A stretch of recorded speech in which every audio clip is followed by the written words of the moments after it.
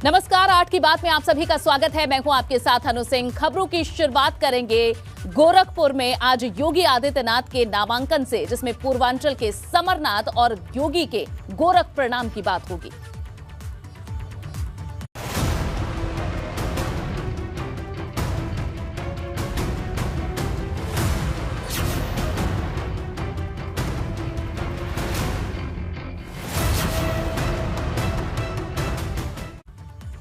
तो गोरखपुर से आज सीएम योगी आदित्यनाथ अपना नामांकन भरेंगे। दिग्गजों के साथ नामांकन करने पहुंचेंगे आज सीएम योगी आदित्यनाथ। अमित शाह, धर्मेंद्र प्रधान, स्वतंत्र देव सिंह उनके साथ मौजूद रहेंगे। सुबह 11 बजे गोरखपुर सीट से आज अपना सीएम योगी आदित्यनाथ नामांकन दाखिल करेंगे। पर्चा दाखिल करने के बाद तीनों दिग्गज करेंगे एक जनसभा भी।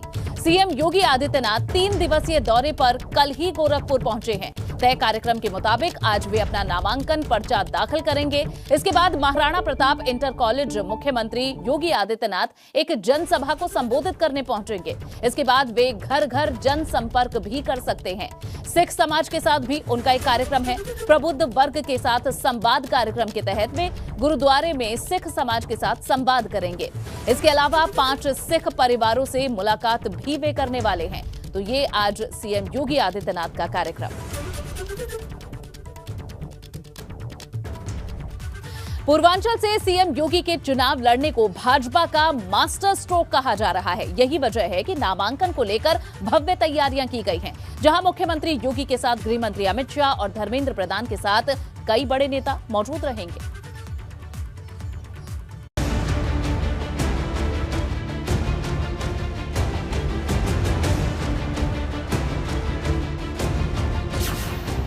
नामांकन की तैयारी, गोरखपुर में सियासत भारी। अपने गढ़ में गरजे योगी, 22 में विजय होगी। यूपी की चुनावी जंग में अगर किसी सीट की सबसे ज्यादा चर्चा है तो वो गोरखपुर की शहर सीट की चर्चा है, जहां मुख्यमंत्री योगी खुद चुनाव लड़ रहे हैं। यहां छठे चरण में मतदान होगा, लेकिन इस वक्त पूरा गोरखपुर भगवा रंग से पट गया है। मुख्यमंत्री योगी नामांकन करने गोरखपुर पहुंच गए हैं, जहां वो शुक्रवार को नामांकन करेंगे। लेकिन नामांकन से पहले मुख्यमंत्री योगी ने अपने 5 साल के विकास का पूरा खाका जनता के सामने रखकर अपने विरोधियों पर हमला बोल दिया।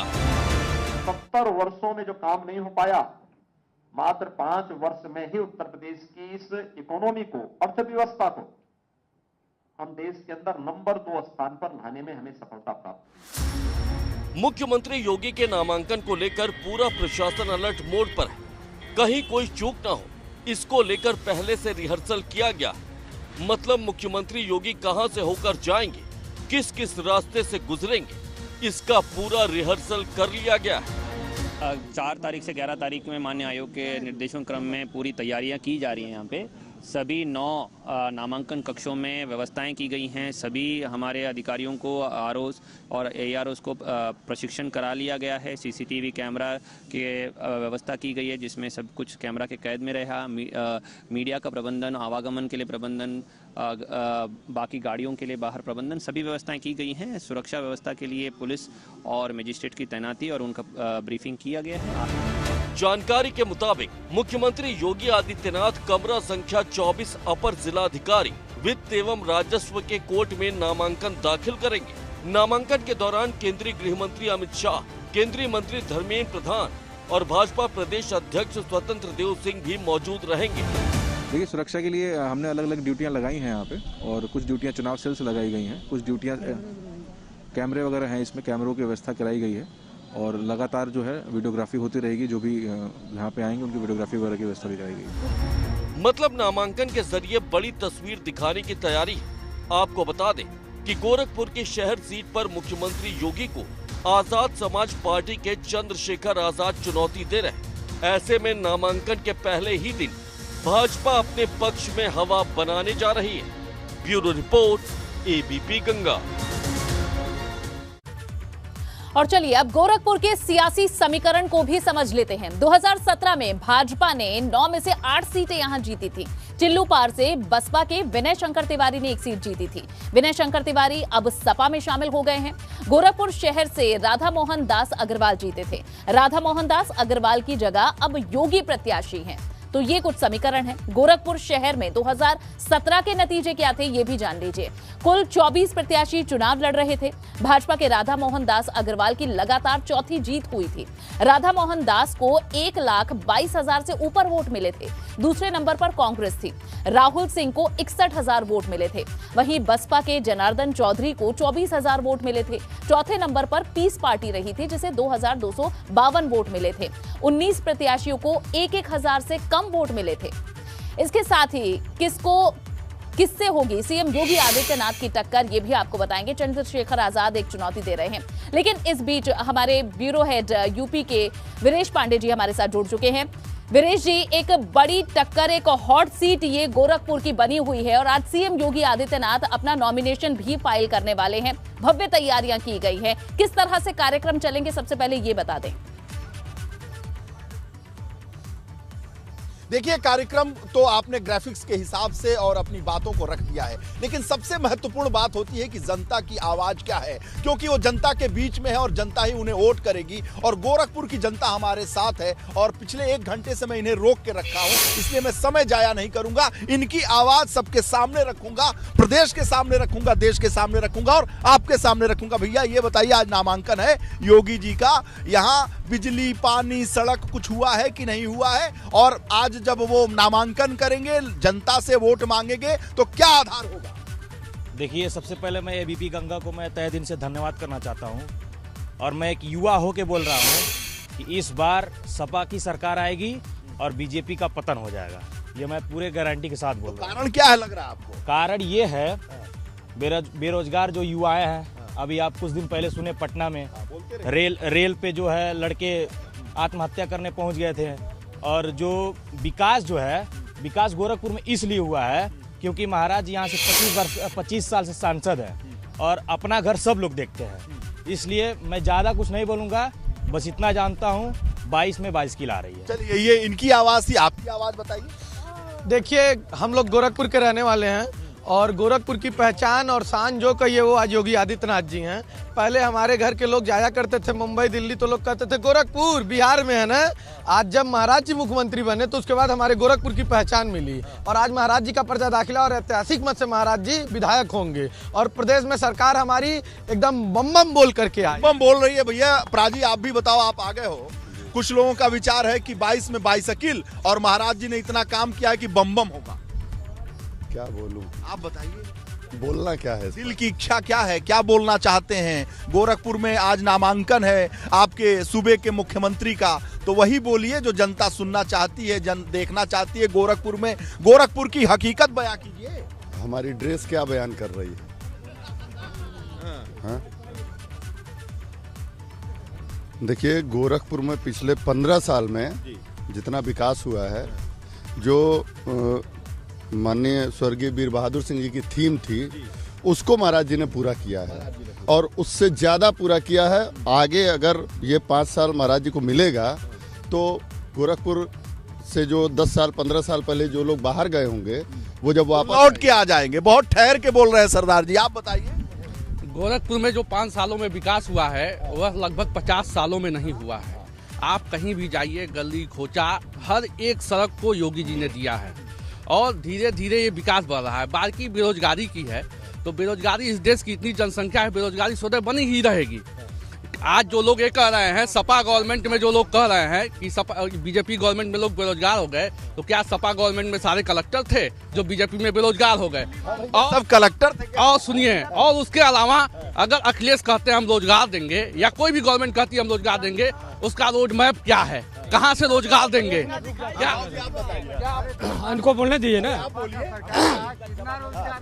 अब यहाँ से महाराज जी जो है इतना काम किए हैं कि यहाँ से सारे 9 सीट जो है बीजेपी की आ रही है। 9 सीट बीजेपी से आ रही है और पूरे उत्तर प्रदेश में बीजेपी की सरकार बन रही है। आप कह रहे हैं कि कलेक्टर सब हो गए तो क्या? भाई कलेक्टर 2017 के पहले सारे कलेक्टर तो थे नहीं। सब 2017 के पहले सब कलेक्टर। जैसे भैया बोले हैं ना सड़क के बारे में, अभी कल ही बारिश हुई है, अभी जाके आप लाइव चला के देख लीजिए, धर्मशाला पुल के नीचे पूरा पानी से भरा होगा। चलिए भैया, बता रहे हैं के मामले में बाबा सीएम जो है वो गोरखपुर के लिए तो ठीक हो सकते हैं, लेकिन प्रदेश के लिए ये अनुकूल सरकार नहीं है। अनुकूल सरकार चाहिए तो समाजवादी सरकार ही अनुकूल रहेगी प्रदेश में। अनुकूल सरकार चाहिए तो 22 में बाइसिकल की बात कर रहे हैं। आप प्रबुद्ध जनता है, आप बताइए कि योगी आदित्यनाथ का ये शहर है, पूरा देश और प्रदेश देख रहा है कि आज उनको नामांकन करना है, तो बिजली, सड़क, पानी, सुविधाएं, खाद कारखाना, फर्टिलाइजर की मैं बात कर रहा हूं, एम्स और तमाम तरह की बातें होती हैं। तो आपकी जुबान से मैं सुनना चाहता हूं कि आखिर क्या सच। अब ये बताए, जो धृतराष्ट्र है जिसको दिखाई नहीं दे रहा है, उसके बारे में क्या कहा जाए।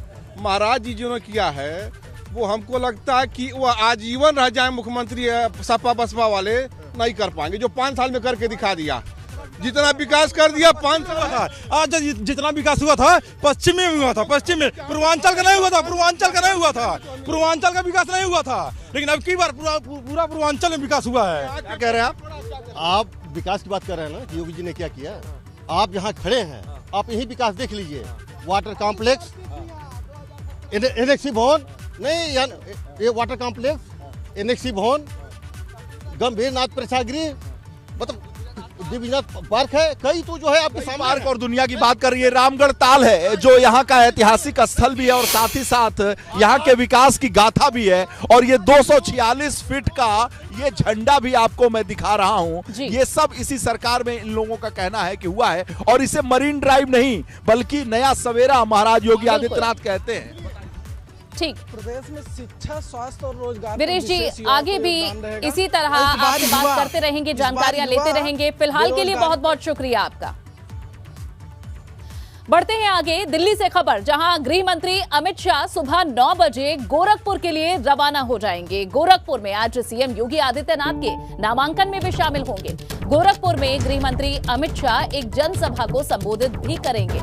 तो गृह मंत्री अमित शाह कुछ ही देर में दिल्ली से रवाना हो जाएंगे गोरखपुर के लिए और आज सीएम योगी के नामांकन में वे शामिल होंगे। एक जनसभा भी आज उन्हें एड्रेस करनी है। और चलिए खबर लखनऊ से भी मिल रही है, जहां सपा गठबंधन में सीट बंटवारे को लेकर मुश्किलें बढ़ी हैं। कई सीटों पर सुभाषपा अपना दल की बात नहीं बनी है। कुछ सीटें बदलने को लेकर अखिलेश से बातचीत चल रही है। सुभाषपा ने पूर्वांचल की सीटों पर जोर दिया है। अपना दल के कुर्मी बाहुल क्षेत्र की सीटें उनके द्वारा मांगी गई हैं। कई सीटों पर चुनाव लड़ने को राजी नहीं है सुभाषपा और अपना दल। दोनों दल जातीय समीकरण के हिसाब से ही सीटें चाह रहे हैं। कुछ सीटों को बदलने को लेकर सहयोगी दलों की सपा अध्यक्ष अखिलेश यादव से बातचीत चल रही है। और शैलेश अरोड़ा हमारे संवाददाता इस पर और ज्यादा जानकारी देंगे। शैलेश, बताएं कि वो कौन सी सीटें हैं जिन पर रार अभी भी है।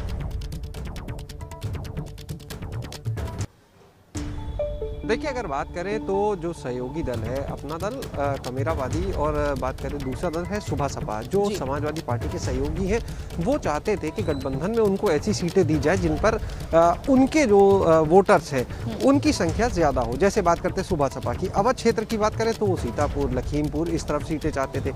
इसी तरह से वो चाहते थे कि पूर्वांचल की तरफ की उन्हें अधिक सीटें मिल जाए, क्योंकि उनके हिसाब से वहाँ पर उनका वोटर ज़्यादा है, जीतने की संभावना ज़्यादा रहेगी। लेकिन सुभा सपा के लोगों का ये कहना है कि जो सीटें उन्हें मिली हैं, पूर्वांचल की कई सीटें जहां वो अपने प्रत्याशी चाहते थे, लेकिन फिलहाल सपा की स्थिति बनती दिख रही है कि सपा प्रत्याशी होंगे, तो इसी को लेकर अभी बातचीत चल रही है। इसी तरह से अगर अपना दल कमेरावादी की बात करते हैं तो वो चाहते थे कि उनको वाराणसी, प्रतापगढ़, प्रयागराज इस तरफ की सीटें मिले, क्योंकि यहाँ पर जो कुर्मी वोट बैंक है उनके हिसाब से वो अधिक है, तो सीट जीतने के चांसेस ज़्यादा रहेंगे। लेकिन क्योंकि गठबंधन है, सभी दल ये चाहते हैं कि ज़्यादा से ज़्यादा सीटें उनके पाले में आए, तो ऐसे में उनकी भी ये इच्छा है, जो अपना दल कमेरावादी है, कि वो समाजवादी पार्टी जो है उन्हें इन क्षेत्रों में सीटें दे। अब आप देखिए, पल्लवी पटेल जो है उनको जो सीट दी गई वो डिप्टी सीएम केशव प्रसाद मौर्य के सामने दी गई है। और शैलेश, बातचीत चल रही है, लेकिन कब तक इस पर हल निकल पाता है और कब तक ही डिसाइड कर पाते हैं किसे कौन सी सीट देनी है, देखना होगा। शुक्रिया इस पूरी जानकारी के लिए। पीएम मोदी आज यूपी के कई जिलों की विधानसभा सीटों पर जन चौपाल लगाने वाले हैं। वर्चुअल जन चौपाल में पीएम पश्चिमी जिलों के मतदाताओं को संबोधित करेंगे। इसमें मेरठ, गाजियाबाद, अलीगढ़, हापुड़, गौतम बुद्ध नगर शामिल है। और ज्यादा जानकारी लेते हैं, हमारे संवाददाता अविनाश हमारे साथ जुड़ चुके हैं। अविनाश, बताएं ये किस तरह का कार्यक्रम होगा और लगभग कितने लोग इसमें जुड़ने वाले हैं? देखिए, अगर बात करें तो 1 फरवरी को जिस तरीके से प्रधानमंत्री नरेंद्र मोदी ने उत्तर प्रदेश की 5 जिलों की 21 विधानसभा सीटों पर वर्चुअल रैली की थी और तमाम सारे जो मतदाता हैं उनसे अपील की थी कि भारतीय जनता पार्टी के पक्ष में वोट करें, उसी कड़ी में आज प्रधानमंत्री नरेंद्र मोदी एक बार फिर से पश्चिमी उत्तर प्रदेश के 5 जिलों पर वर्चुअल रैली करेंगे, जहाँ पे वो तमाम सारे मतदाताओं से अपील करेंगे कि वो भारतीय जनता पार्टी के पक्ष में प्रचार करें और लोगों को भारतीय जनता पार्टी के पक्ष में मतदान करने के लिए प्रेरित करें। इसके साथ साथ अगर बात करें तो जिस तरीके से ये कार्यक्रम वर्चुअल हो रहा है तो भारतीय जनता पार्टी ने काफ़ी तैयारियां की है। कई जगहों पर अगर बात करें तो एलईडी स्क्रीन लगाई जा रही है। ये कार्यक्रम दोपहर 1:30 बजे से होना है, लिहाजा भी कई जगह पे तैयारियां हो रही है, एलईडी स्क्रीन लगाई जा रही है और कई लोगों को उन्हीं एलईडी स्क्रीन के सामने बैठने की व्यवस्था की जा रही है जिससे कि वो प्रधानमंत्री नरेंद्र मोदी का संबोधन सुन सके। 1:30 बजे के करीब प्रधानमंत्री नरेंद्र मोदी पश्चिमी उत्तर प्रदेश के 5 जिलों के तमाम सारे कार्यकर्ताओं और पार्टी के वर्कर के साथ अपनी वर्चुअल रैली करेंगे, जहां पे लोगों को बीजेपी के पक्ष में मतदान करने के लिए प्रेरित करेंगे। ठीक, अविनाश, शुक्रिया इस पूरी जानकारी के लिए। आज से छठे चरण के चुनाव के लिए नामांकन शुरू होगा। छठे चरण के लिए आज अधिसूचना जारी हो रही है, जिसके बाद नामांकन प्रक्रिया शुरू हो जाएगी। छठे चरण में 10 जिलों की 57 सीटों पर मतदान होगा। छठे चरण के लिए 3 मार्च को मतदान होना है। छठे चरण के 10 जिलों में अंबेडकर नगर, बलरामपुर, सिद्धार्थनगर, बस्ती, संत कबीर नगर आदि शामिल हैं। और ज्यादा जानकारी इस पर देंगे शैलेश, हमारे संवाददाता। शैलेश, बताएं कि आज ये अगले चरण के लिए जो नामांकन है वो शुरू होगा। कौन से वे नामी चेहरे होंगे जो इस दौरान नामांकन करेंगे?